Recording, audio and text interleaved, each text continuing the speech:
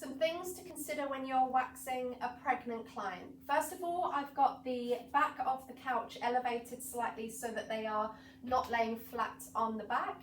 The other thing is to consider the pain threshold, because all of the blood in the body is centered around taking care of the baby, making it a little bit thinner on the other parts of the body that we're going to be waxing, and this reduces the pain threshold for a client.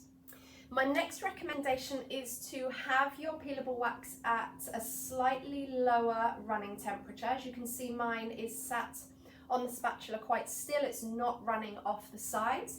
We need to make sure that we really stretch and support the area for application and removal, and just keep your patch sizes a little bit smaller, so you're reducing the area that you're working on and removing from, so therefore reducing the sensitivity area.